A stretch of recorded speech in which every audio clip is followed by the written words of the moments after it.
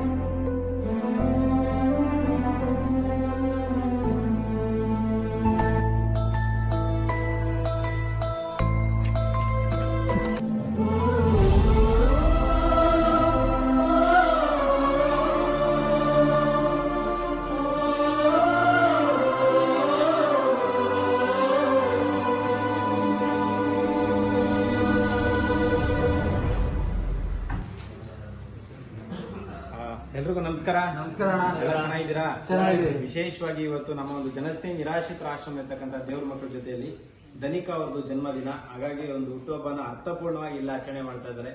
ಹಾಗೆ ಇಲ್ಲಿಗೆ ನಮ್ಮ ಧರ್ಮಶನೇಶ್ವರ ಸ್ವಾಮಿಗೆ ಪೂಜೆಗೆ ಹೂವು ಎಲ್ಲ ಬೇಕಾದಾಗ ಹೂವು ಎಲ್ಲ ಕಳಿಸ್ಕೊಡ್ತಾರೆ. ಸೊ ದಯವಿಟ್ಟು ಜೋರಾಗಿ ಒಂದ್ಸತಿ ಕ್ಲಾಸ್ ಮಾಡಿ.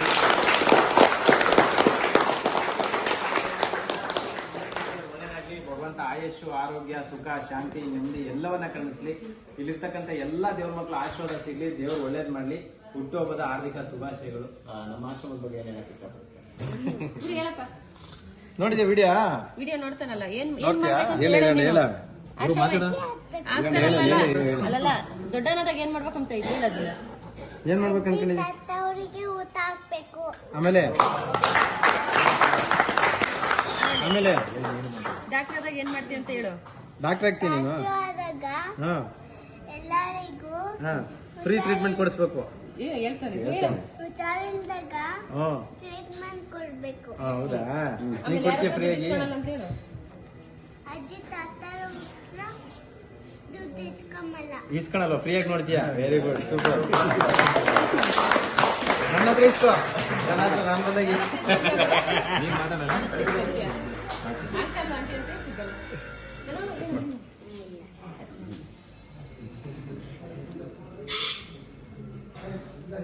Happy birthday.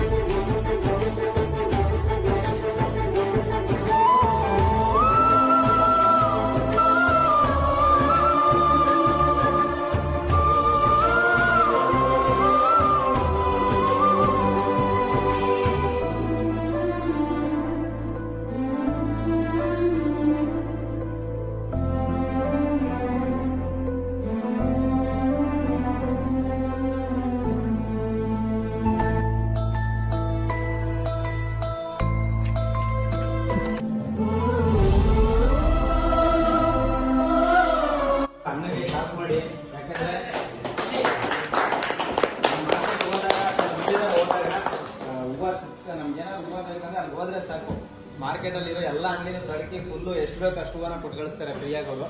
ಸೊ ನಮ್ಮ ಕಡೆಯಿಂದ ಧನ್ಯವಾದಗಳು.